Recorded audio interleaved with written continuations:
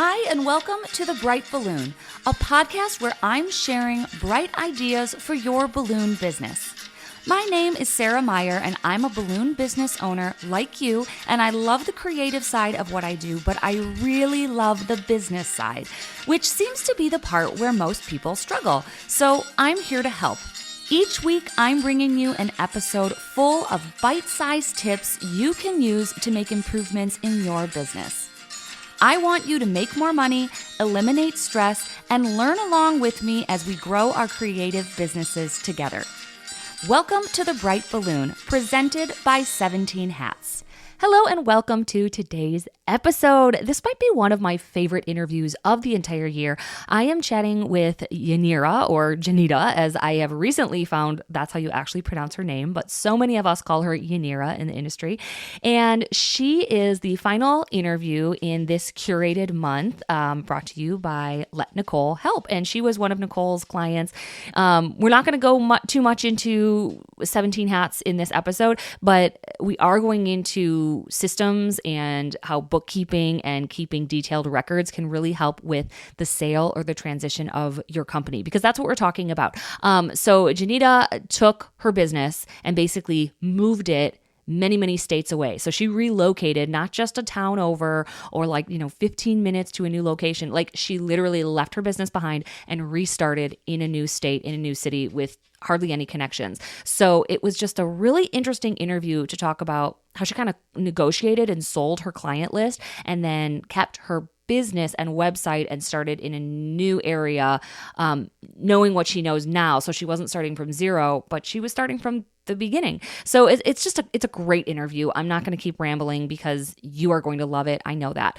So thanks to this month's curated sponsor, Let Nicole Help. If you need system help, whether that's 17 Hats or a whole bunch of things, automations, Nicole is your person, and she will be linked in the show notes wherever you're listening. Let's take a quick break and head over to the UGlue hotline and then get into this amazing interview with Janita of Perfectly Wrapped Balloons. Welcome to the UGlue hotline, where we discuss great advice that sticks, brought to you by Pro Tapes. If you have a question or some great advice to share, click the link in the show notes to call in and leave a voicemail. Hi, my name is Joanna, and I have an Instagram page called Balloon Co. And I was inquiring about the vault. My question is, has your business experienced any difficulty, or what do you perceive the difficulty will be with custom colors with the recent bankruptcy of Politics? Like, how do you envision that? Because I follow a couple really awesome balloon artists, and I was curious, like Elizabeth from Pop of Color, how that has impacted like the recipe book and how that affects the industry as far as custom colors when there are more than one artist out there that have different kinds of custom colors that would have included that brand. That's my question. Hi, Joanna. This is a really interesting question. For those of you listening that don't know what the vault is that she mentioned, I took some of my old courses and resources and I kind of took them off the market and then I bundled them together into one big resource called the Vault. These are old, outdated courses that some of you are still interested in, but I didn't want to sell something that I knew wasn't up to date. So instead, I deeply discounted them. I put them together into a bundle and made them available. So one of the things that was a bestseller that now is in that vault is my color chart. That was a great seller and revenue generator for the podcast side of my business. But as businesses kept releasing new colors, it just got too much to keep up with and I kind of lost interest. So that's why I got rid of that product.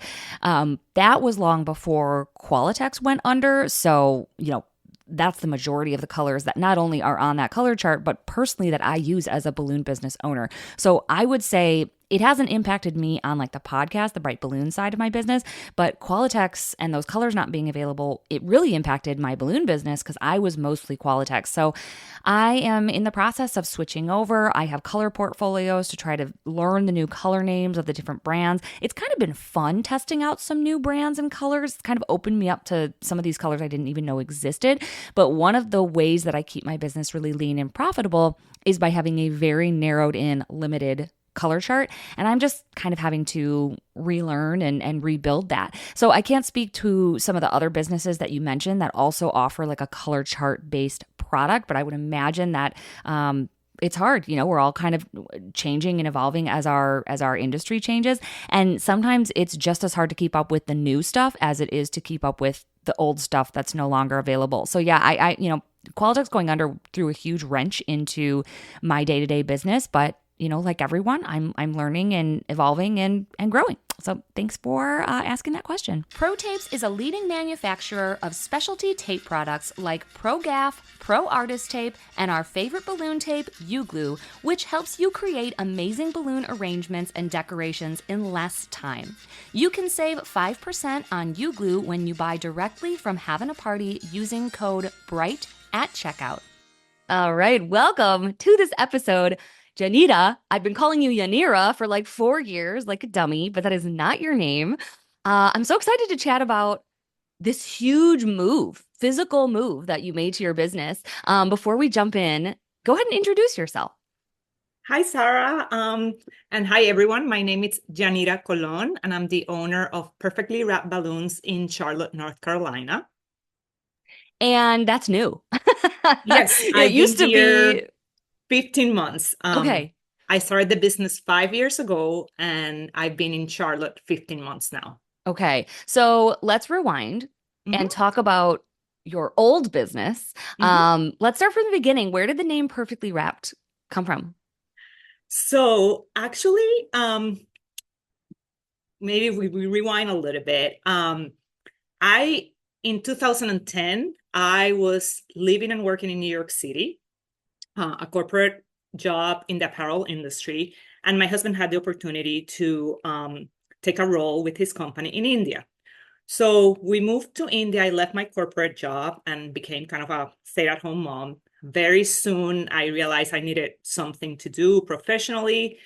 And I started a small business there for baby bedding. It was hand block printed, traditional style baby bedding because it was a need that I had. I had a baby and we didn't have anything in the market. We fast forward 6 years, we came back to the US and we moved to Dallas, Texas. Okay. And very early, I realized that I needed a flexible schedule because my daughter had some special needs and she was in pre-K and I needed flexibility. I worked as a freelancer and I tried to find something permanent, but couldn't find anything. So I really started thinking about having my own business back in like 2016, 17. 2 years later, we moved to Maryland in 2019. And that's when I finally decided I'm going to do it now. Like, this is what I want to do. And I've always loved event planning, balloon decor, and I was new to the city. I didn't know anyone. I didn't know how to start a business without the net. And I said, you know what? I'm going to do gift wrapping, something that I love. I'm going to offer that service. And that's why it's called Perfectly Wrapped. Okay, because I started as just offering gift wrapping. And I said, okay, I'm going to offer that to clients, especially corporate. And then once I have kind of an in with their companies, I can offer the balloon decor. Interesting. That was my thought process. I don't know if that was, but that's what happened. I got few clients over that November and December. So is this like an industry? Do people wrap gifts as a full-time job? Actually, I've never heard of this. My very first part-time job in college was in a gift wrapping station in a shopping mall. Okay, interesting. And I know during the holidays, some companies hire service to come and give wrap for their clients. So they purchase something in the store and then I was there wrapping it. Okay. So I did that for few clients. Interesting. So you weren't like, hey, let me wrap your presents to your employees. It was like, let me set up a station and I will wrap your gifts for your client. So basically, it was a service that the store was providing to their clients. Oh my gosh, who knew? They were paying me. I did get few clients during that time that were doing corporate gifts. And they needed 1,000 gifts wrapped. So I did that. Anyway, it was kind of, let me see how I wanted something immediate. Like, okay, I'll do that now. Yeah. So that, the season ended January 2020. 19, right? No, 20, the pandemic. And I've been building the website, the Facebook. I talked to a few people. I said, can I do some balloons for free? I'll take some pictures. And I was ready to like launch, and that's when the pandemic hit. Ah, okay. And I put everything on hold, and I said, this is not going to, I cannot do it. 2 weeks later, in March, it was my daughter's birthday, which I had canceled. But I still did some balloons for her, like an in-home celebration, and I posted online. And people started asking, where did you get that? Party City's Yeah, closed. I right, want right. something. And at the same time, I found the Facebook group by Megan and Liz about the balloon The party yard poles art. and the yard art. Yeah, okay. So I bought some stuff. I made some samples, put them on my yard, and took pictures and put it on Facebook. And that's how I Interesting. really started. Um, and was just yard poles for 3, 4 months. Then graduation season came, and our school district canceled everything, graduation, um, everything. We were Yeah. still not, we were virtual still. So I did a lot of that. And finally, around, I would say October of 2020, that's when things started opening and events started happening. I was able to network, and that's how I really started. And then I started networking, and there was a need in that area for that type of decor. Yeah, I had no idea you were a COVID business. I mean, you really weren't because you were started before, but that's when it kind of launched, I guess. But I think back, I probably met you my first year at Summit, and that was during COVID. Correct. You were so professional. I was just like, oh, she's clearly been doing this forever because she has her act together. You're always so put together. Um, so I'm not surprised that the networking really helped you kind of launch and take root. And you have always been home based, correct? Correct. So that was one of the main reasons why I wanted my own business to be, home based. So Mm-hmm. I started out of a small office in my house, inflating and putting in kind of my living room. Very early, I realized that that wasn't going to work. Like like my family couldn't be around the balloons. So we converted our garage into a studio, and it was a designated space. Yeah, Um, let's talk about that for a second yeah. because you didn't just like take the cars out and start inflating balloons. You like really, really renovated your garage. So can you Yeah. walk us through that? Because I work out of a converted garage. It was converted before we moved here, Mhm.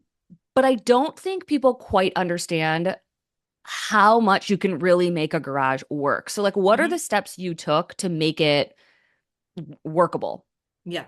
So yeah, first we knew that we were not going to use it for cars anymore. So we needed to make that decision that our cars were going to be outside. Hmm. And the first thing we needed was some type of AC and heating system. So we look at quotes for that, and you know, actually it's very affordable in terms of how much it costs for energy and how much is the installation. You do need an electrician, but it's about $4,000-$5,000. You can put an unit that was very efficient. I was worried. I thought it wasn't going to be cold enough or warm enough, and we never had any issues. Um, we also saw it as adding value to our house, so we decided to do the nice epoxy floor, but that's not something that we needed. And then from asking other people like that have done spaces, we knew that we wanted to add more electrical outlets around the walls and more lights. So basically, since we had an electrician coming for the AC unit or heating unit, we did all at the same time, the extra lighting, extra outlets. Um, and yeah, it was definitely we did, events more than a $10,000 event out of that Yeah. studio. And It was how much would you say you spent all in, like 10 or 15,000? You know what? I had all the numbers. I had posted it. I don't remember the top of my head, but yeah, I think it was like 12 to 15,000. Yeah. So like Um, I mean, that's like 4 months at a mhm, space if you were to rent. So you paid that off like fairly quickly. yeah. Yeah, And interesting. the one thing that we didn't need was the epoxy floor. It looked really nice, and I think it was Yeah. like $5,000 or $4,000 for that. But that's something that you didn't need. So I think you can do something for like 8,000 to Yeah. $9,000. Um, And you were in Maryland, so like you get snow. Like it gets cold there and it gets Yes. warm. It's not Yes. like you're doing this, in a mild area that wouldn't work. No. That's really good to know. I have my garage. I mean, again, when I say it's a converted garage, they did a lot of work to make it like an actual space, but it's not efficient. And I don't, I have a little heater in the corner and then we have like a little window AC unit and like it's fine. Like I think sometimes people are worried about the climate control, but like it's pretty workable. Mm-hmm. Was Mm-hmm. yours a 2 or 3 car? It was a 2 car. Okay. Now I have a 3 car garage. Okay, Yeah. interesting. Oh yeah, I'm Yeah. so excited to talk about your move. Before we jump into that, just kind of fast forward through the progress of your business because like you were fairly successful. I mean, I would say you were very successful in the few years that you were there. So how long were you in Maryland total? Total. So the business was there total about almost 4 years. 4 years. Okay. I mean, that's not a very long time. And can you give us a ballpark of your sales? Like, So I was at 200K by the time yeah. I left. Okay. So fairly large. And then you had to pack it all up. Oh my gosh. Okay. But real quick, how did you get to $200,000? I think it's hard for people starting out to imagine that in 4 years, let alone ever. That's a big number. So what do you attribute most of your success to? So um, definitely networking. Um, taking that and making it an important part of your business and your growth plan. Hmm. I'm an introvert. I'm not a person that, feels comfortable going to a place, talking to people, but I saw the value Okay. immediately of I needed to develop those relationships. And when I left Maryland, I could see that most of my clients came from a relationship that I developed through networking or a referral. Yeah. So definitely that. Um, I think I had goals. So my first year, I think my business was about 50 to 60 thousand dollars, and talking to people through balloon bus. Sorry, mastermind. I knew that people would say, at the beginning, you can probably duplicate your sales the first Hmm. couple of years. And that's how I saw it. I went from 60 to 100. And then when I broke that, I said, I want to get to the 200.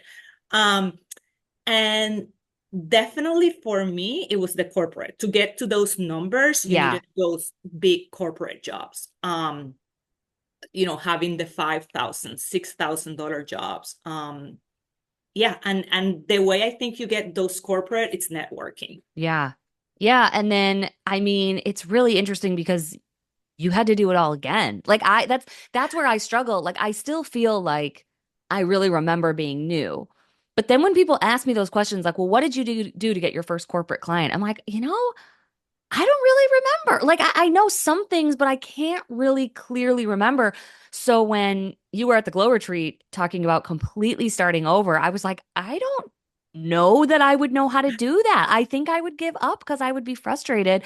So I'm sure a lot went into the decision. Was it your husband's job that took you out of Maryland?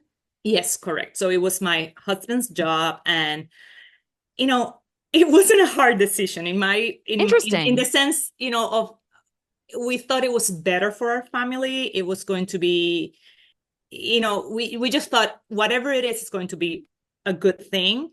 And I thought if I did it once, I can do it again. And Yeah. Oh my gosh. it's actually not our first city country move. I think since we've been married, this would be our eighth Yeah. city Well, I was going to country, say you move around so much, even starting eight a or business sounds so. daunting because you're just going to leave it.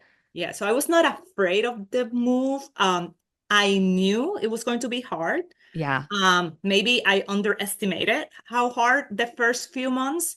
Um, just like the mental aspect of it. Yeah. Yeah. Oh, interesting. So there was no part of you that was like, well, listen, no, I don't want to move. My business is here. Like you were totally on board with the choice. Yes, yeah, I was on board. We needed some things. I said, I'm moving the business.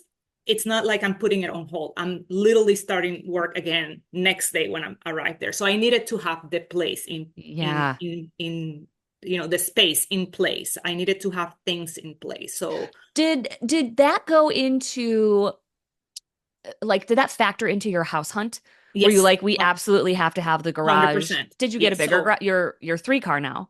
So we knew two things that I needed: an office space and a studio, a garage that could be a studio. We Yeah. also wanted to try to find a house that was not in an HOA or had a Hmm. flexible HOA, because I had the van goal in my mind. And in Right. Maryland, actually, our HOA did not allow to have a commercial vehicle That's outside, what we which are running into when we're looking for a larger house. It's really hard because finding that shop space plus someplace where you can park a van that's wrapped like a clown car in your garage. I mean, it's not really a neighborhood situation. yeah. So that's really interesting that you had to factor that in. Did your realtor know? Did you have someone looking for that We for had you? a realtor, and they knew we needed the amount of the office and the a garage. I think everything in this area has a garage. Yeah.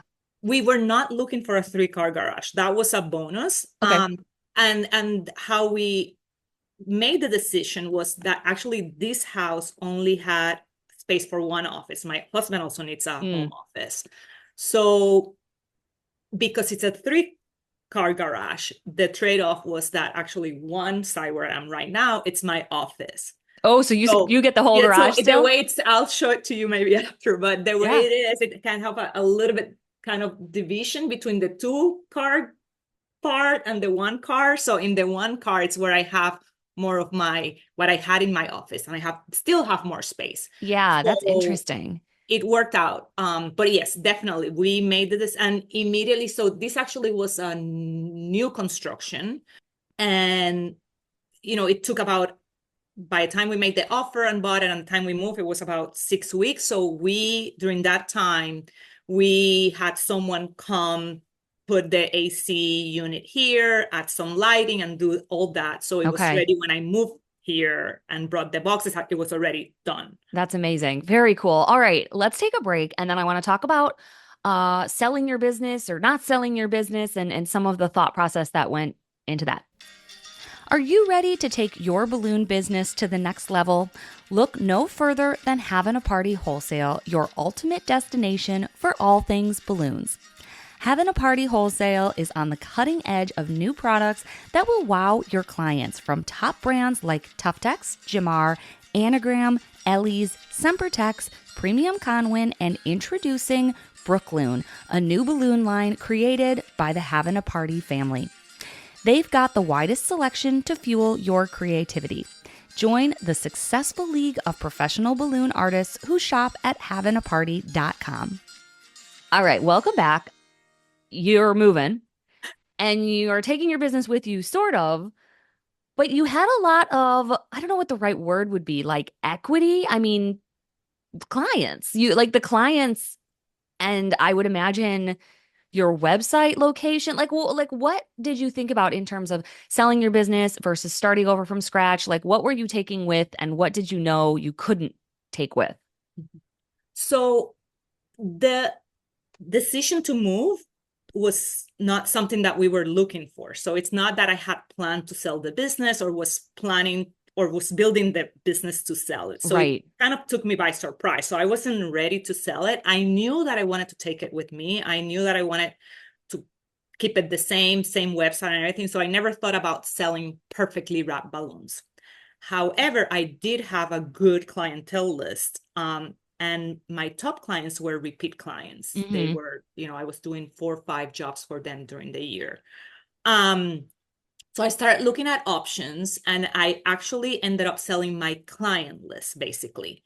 Or not selling it. We were looking to selling it, and it ended up being kind of a commission base. Okay. So basically, the person that took my client list, and I gave them all the client information, all of my past invoices. I sent an email to all the clients, basically saying this person, it's taking over my clients. Yes.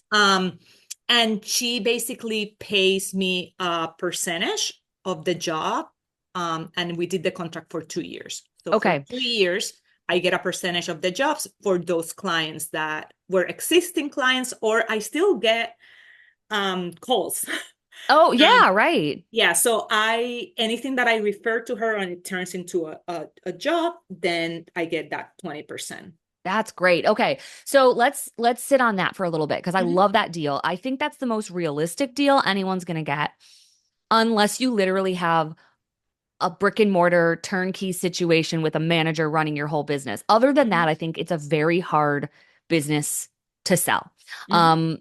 Especially because if you do have all those things, who's going to buy it? You know, like if you have a business that does run itself, that does have its own location, that does have a manager, I don't know very many people waiting to spend hundreds of thousands of dollars on a balloon business. Like then the price tag is so high. So I Yeah. like this idea that like if they don't book any of your clients, they're not just blowing a bunch of money because there's no guarantee that your clients will book this new they can book whoever they want. Mhm. So I love this. So did you work with a lawyer to draft anything official, or what was this agreement? Yes. So we did work with that lawyer and we have an agreement. It's also good faith in terms of I don't see her books, but one of the clauses is that in theory I could ask to see her books just to make sure. Oh, interesting. It's That's a good someone idea. that I met through the Balloon Network, so it's someone that I spoke, I connected with, that I knew would offer the service, the type of service, because at the end of the day, you can give a list of clients, but if that client's not receiving the type of service or quality of service that they were getting, they're not going to buy again from Yeah. you, right? So for me, it was very important that it was someone that I knew was going to do the same quality of work and service. Yeah. And yeah, so we did use a lawyer, and then we both agreed, signed it, and yeah. That's amazing. Well, and since this is a deal that's still in process, Mhm. we're not going to share numbers or I'm not going to ask anything about that. But overall, do you feel like it's working out well for both of you? Yeah, I think it definitely it's working out I think for I cannot speak for her, right? But I think it does for me. It was something like kind of not an afterthought, but I'm still getting something from all that hard work Yes, right. and that I was not planning to sell, right? The other idea that we had was, do I keep the business there? I had a really good assistant that I knew could run the business and I could just go back and forth. But you know, that meant that I needed to have actually an actual space. And I wasn't ready for that. Wasn't also ready for the time commitment to be back and forth when I was Yeah. trying to establish and help my family get established here. And your kids are not grown, right? How old are your children? Well, I have a now 15-year-old, so she was going into high school when we Okay. moved, and then a 12-year-old. Okay. Yeah. I mean, it's like, They I think still, if you had kids in college, maybe, but like that's a yeah, lot to be kind of yeah, juggling all of yeah. that from a distance. Especially, I need to keep reminding myself the reason why I'm doing this and not a corporate job. It's because I need that flexibility. I need to be present for my family. I need to be involved with a lot of the things going on with my kids. Right. Right. Wow. Okay. One more thing about the sale of your client list. Um, you're very organized because I've seen you work. I know I've like seen, I feel like I can see your brain working when we're at events. You're always out with your laptop and taking notes. And if you say you're going to do something, you do it. Um, what type of organization did you have on the back end? Like your books, your contracts, your client list? Like how easy was that of a transfer? Because I could see someone without being organized, making that very difficult to have anything of value to sell. So I use 17 hats, and back in Maryland, I basically printed every invoice. Okay. Or, that's how I kept track of everything. When I had a job, it was paid. I put it in my plastic sleeve, and that's how I kind of move around, like building it and all that. And I kept those by month, Oh, basically, interesting. because So that's you what had hard copies. yes, I had hard copies, and that's basically what I did. I gave it to her as hard copies. Um, we also ran reports of my top clients Yeah. through 17 hats. That was very useful. So all of my clients, and then by numbers, what were the top clients, and I personally introduced her to those top. Okay. So one of my top clients was actually an event planner. So we had a meeting with her. Another top client was a pharmaceutical company. So she came with me to a couple of installations. I introduced her to them. I had clinic, clinic that had different branches in Baltimore. I brought her. So we Yeah. went, we used 17 hats to run those reports. Amazing. And then what did your bookkeeping side look like? Are you using QuickBooks, or did you not share any financial information because it was all on the invoice? You didn't really have to Well, share your books, right? I actually did share my books because when we started talking about it, we were not sure what we were going to do. If we were going to do Gotcha. kind of a flat fee or something like this. So I did share my books with her. I do use QuickBooks. Um, and we had kind of a non-disclosure agreement before we met just to Yeah. like a non-compete and all that. But Wow. yeah, I was open to sharing it. I wanted her to see like this, and then she got the invoices, so she saw. I wanted her to see the numbers. These are Right. There's really value repeat here. clients. Yeah. Like this client booked, all this with me. That's amazing. Yeah. Wow. I mean, I guess I don't know everyone, but I know a lot of people. I would be willing to bet that you did this better than most people ever have in the industry. Like, I mean, it just seems like such a smart deal, so flawless. And the introductions to your clients, I mean, I don't know anyone who's ever done that. So I think, well done. Thank That's you. awesome. So let's take another break and then talk about moving. Oh, and starting over. I can't imagine. Okay, we'll be right back. If you're looking to grow your balloon business through sales and marketing, Balloon Suite is the high-tech toolkit designed just for you. Let's chat with Jeff Kelly, owner of Balloon Suite, to answer one of your sales and marketing questions. All right, Jeff, today we have a question from Livy's Party Design. How do we market ourselves as either busy or as needing work? I'll tell you, as a business customer, if I'm hiring a provider to work with me as a business owner, I don't ever want to hear a complaint about how that provider is busy, ever. I am hiring you to do the job that you've agreed to do. I don't care if you're busy or not. And so if you're talking to me about how you're busy, that might concern me as a customer. So I don't recommend that you ever market yourself as busy or not busy. I don't think that has any place in your marketing. What you should be presenting is, we are the best solution for what you want taken care of. And give me that confidence. Now, if I'm a private event customer, the way you're going to communicate that to me is different than if I'm a Fortune 500 event coordinator for events happening all across the country. We care about different things depending on the type of customer we are. So the exact words and the exact way you're going to come at me and build that confidence in me is different. But I recommend you completely stay away from we're busy or we're not busy. Yep, love it. I totally agree. Balloon Suite helps boost your sales, solve everyday problems, and keeps you on track to reach your goals. Check out the link to Balloon Suite in the show notes wherever you're listening, or head right to balloonsuite.com. All right, welcome back. So you're finally out of Maryland. You're starting over. I am stressed out thinking about this. I mean, the good news is you're not starting over from scratch. You know how to make everything. You have the space, you have the supplies, you have a website. Let's start with some of the nuts and bolts. Did you just like go onto your website and change the location, or like go onto your Google and change the location? Like how hard was it to start showing up in your new physical location? So yes, I basically went on my website, Facebook, Instagram. I changed that. I actually took the opportunity to change everything to perfectly wrap balloons. I Mm, had been using that, but it was not official on my email or my website. I was basically using both domains. okay. I made it everything. It was a good time to kind of like rip the band-aid off and Yeah, yeah. yeah. Instagram, I changed it to perfectly wrap balloons instead of I did perfectly. that probably about a year ago. I actually had to I was using a Gmail account, and it was wisconsinballoons@gmail.com. And I finally, like you said, ripped the Band-Aid off and switched to, Sarah at wisconsinballoondecor.com, or we have a, support at Wisconsin. And I'm still juggling both emails. Like, it's hard to make that transition. So I like that you took that opportunity to do the Yeah, clean break. That was really yeah. smart.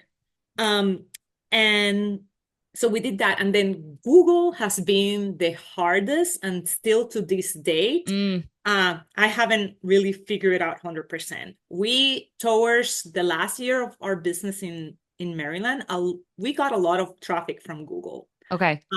Organically. We never paid for an ad. We really, we had reviews, but we never really do much. It was just Hmm. kind of an organic growth. We moved, and things have changed a little bit with Google. And since I'm not a brick and mortar, I cannot put an address. I just put the service area. Yeah.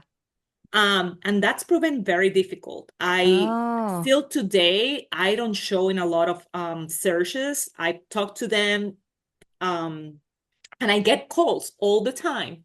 This week I got a call, and this guy's like, "Oh, I have an event in Columbia. There's a Columbia, South Carolina." I'm like, "Are you talking about Columbia, Maryland, or Columbia?" He's like, "No, Columbia, Maryland." I'm like, "How did you find me?" And he said, "I just Google. I put the address and I said balloon business near me, and you popped up, oh yeah. number one, and I called you." So I don't know why I'm still showing there. Yeah.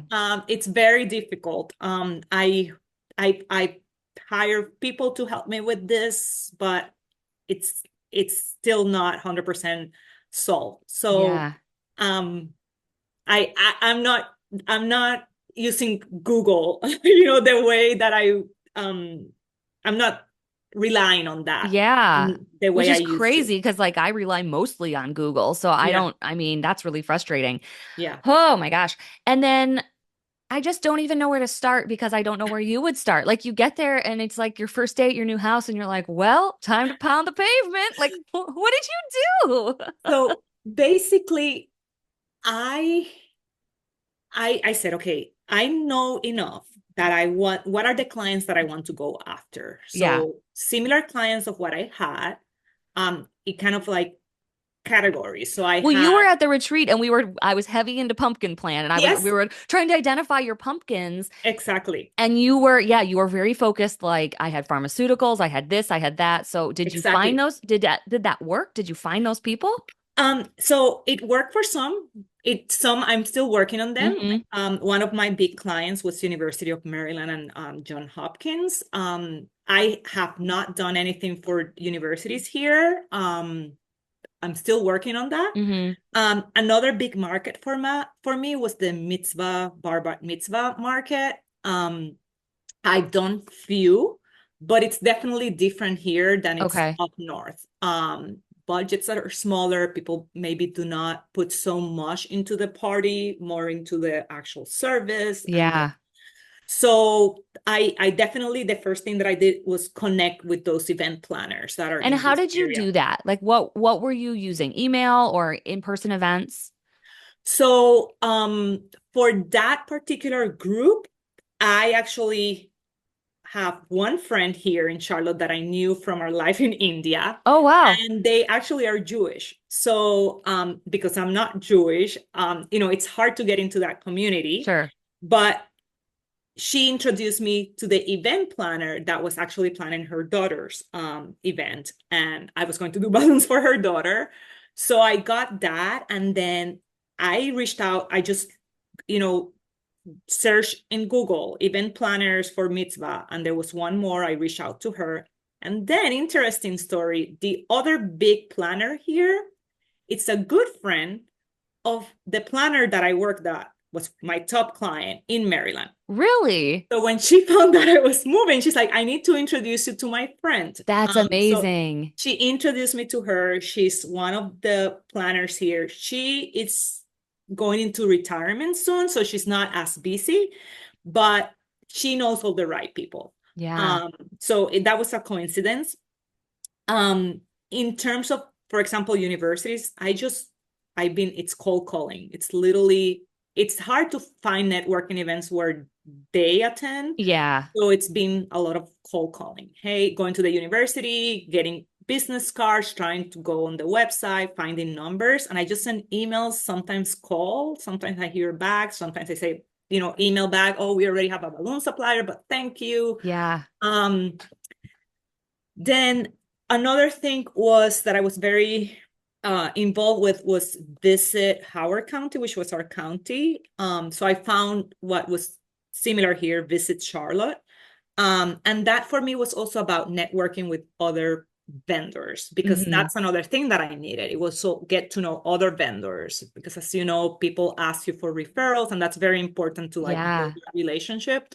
So I joined that, and then the strategy was at the beginning to go to as many network events as I could, try them, and then decide which one I thought were the best fit. Because I Yeah. also knew from, towards the end in Maryland that I only had time for 2 or 3 maybe. Right, If right. you really want to participate and go to the monthly meetings and be an active member, you need to narrow it down. Yeah. And that's how I started narrowing down.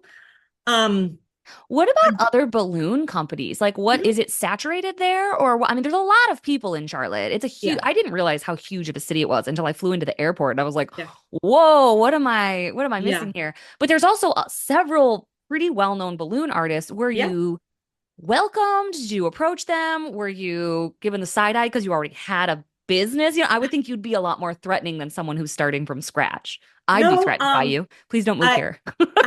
I reached out to some of the some are part of mastermind, have been to summit, so I reached out to them. They've been welcoming.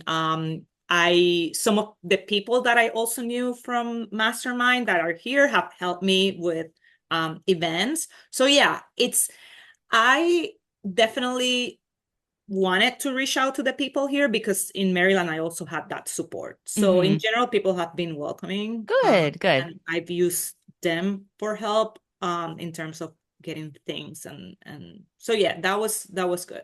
good, good. Okay, so how's it going? How's it going So now?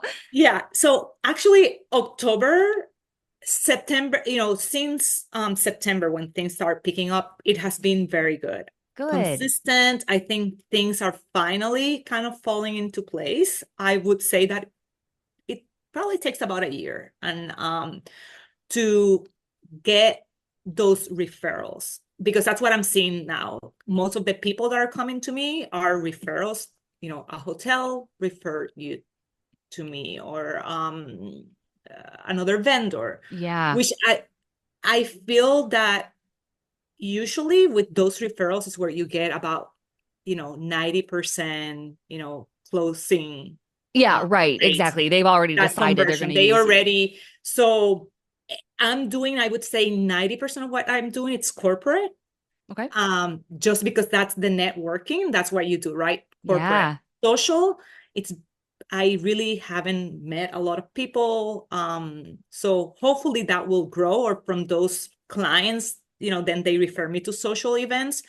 So I very, very positive now. I think right now it's looking like things will fall into place. But yeah, but to be honest, it was the first few months, it was very hard. Well, when did I see you at the retreat? You had only been there a couple months, right? When you saw me, actually, I had just moved like 3 weeks Okay. Because before. yeah, you were like, no, I'm not kidding. I have no jobs. And we were Yeah. all like, this feels daunting because you were right at the very beginning. Were there ever times when you were like, actually, I just don't think this is worth it. I think I should just go get a job? Or did you feel like Um, you could pull it off? I knew I could pull it off. I just didn't go. Some days I didn't want to go through the process. Yeah. Because it's a very draining process. It's, again, not something that is natural to me. I don't feel comfortable calling people or going, introducing myself. So that felt very draining some days. Yeah. I was very busy, putting 20, 30 hours a week researching, going places, and then not getting any return. That's Yeah. very hard. Um, I just, so I moved in July, and then Summit was in November. I had some jobs by then, but I remember talking to people, and I think that actually helped me with the mindset. Um, you need to plant the seeds. There's no way around it. You need Yeah. to plant those seeds, and it takes time to see the Yeah. results. And I'm seeing it now. So I would say a good year. I did have some big jobs over the summer, and the best thing is that the clients that I have now have been repeat clients. Oh, good. And to me, that's very important. That Right. says a lot, because those are the clients that will refer you. Those are the clients that will think about you. So I know that that will bring bigger Right. business. Right. And if you have like, just a few of those a month, every Mhm, month, then mhm. you're just kind of adding a few more each year. Yeah. Yeah, people ask me too, and I feel like I didn't get steady business until like year two. Like Mhm, my first year, I just remember like I would be lucky to get one inquiry a week. Like it's mhm. just, I mean, it was slow. So it is really hard at the beginning. And I feel like it's almost harder to restart because you knew what it was when it was going well. So then Yeah. to come to a screeching halt, I think would just be so defeating. So congratulations. That's amazing that you hung in there, and I'm not surprised at all that you're seeing success now. Where do you have projections? Do you have any idea of when you'll maybe be kind of back at where you were when you left Maryland, or is that too hard to predict?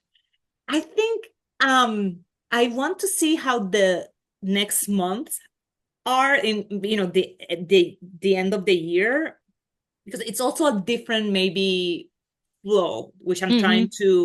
trying to figure out.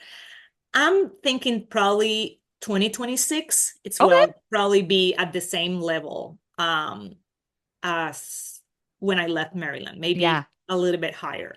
Yeah. Um, yeah. That's amazing. That's amazing. Well, thank you so much for sharing all that. I mean, I'm exhausted listening, just thinking about all the networking and starting over. I want to take one more break and then I want to end on some fun questions. And then we'll wrap this thing up. Okay.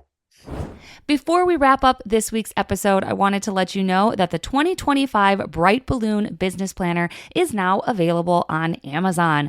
I created this planner a few years back when I was looking to purchase a planner to set my business goals, and everything I found was way too overwhelming. It included everything from a monthly schedule to your kids' soccer practice schedule to your grocery list. It was way too much. So I created something very simple and straightforward, simply for your business, for setting realistic goals and tracking your important numbers. So if that is something that will help you in your business, like it's helped me, it's available now. You can search on Amazon for the Bright Balloon Business Planner or click the link in the show notes wherever you're listening. I hope it helps. All right, welcome back. Let's end on our fun questions here. I'm asking everyone the same questions to end now. And the first is, where is your favorite place to go on vacation? And you've been everywhere. You're like a world traveler. Oh, that's a hard one because I have a lot on my bucket list. I would say any place that it's new to Okay. me. I love visiting a new place, absorbing the culture, the food, just being kind of surprised by a Yeah. country. So anything new. And where have you been already that like really stands out that some of us should put on our bucket list? I love Asia. Okay. I love Asian culture. I think Thailand, it's probably top of my list. China. Um, yeah, I Cool. just love Asia. Cool. Cool. All right. Next question. Have you purchased anything in the last few months that you're liking? It doesn't have to be balloon related. Okay.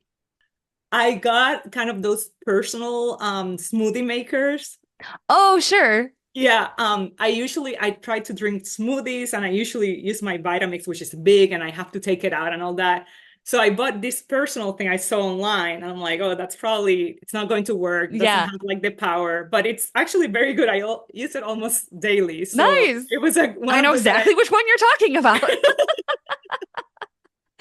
Very cool. And then my last question is, what is a small piece of business advice that you'd offer our listeners? I would say if you're doing this as a side business, pay yourself from day one. Mm, Um, I think a lot of us start and are not sure, is this a hobby, a business? But if you're really thinking this is a business where I want to make money, I think from day one, even if it's a small amount, pay yourself. I think definitely at the beginning, whatever you get, you're reinvesting into the business, but don't just work, work, work, and don't see any of that money, even if it's something small, $100 a month or whatever. That, yeah, I would say that that's a small piece of advice. yeah, good tip. Good tip. I agree. Well, thank you so much. Congratulations. This is one of my favorite episodes of the year, honestly. Like, I feel like you gave so many concrete examples and ideas and really walked us through this process. As someone who thinks about moving one day, I'm like, I don't really have a plan for that. So you shed some light on it. I really appreciate it. Thank you. Thank you, Sarah. All right. Well, thank you so much and have a good rest of your year. You're going to be one of the last interviews of this year, and I'm so glad we got you in. Thank you. Thanks for listening. As usual, I tried to keep it bright and light. Our presenting sponsor is 17 Hats, the CRM I use to cut the chaos and manage my entire balloon business. From the lead capture form on my website to workflows and email templates, invoicing and grab-and-go garland automated bookings, it's all powered by 17 Hats, the best customer relationship management system for balloon businesses. There's even a 50% off coupon code waiting for you in the show notes wherever you're listening. I'll see you next week in another episode.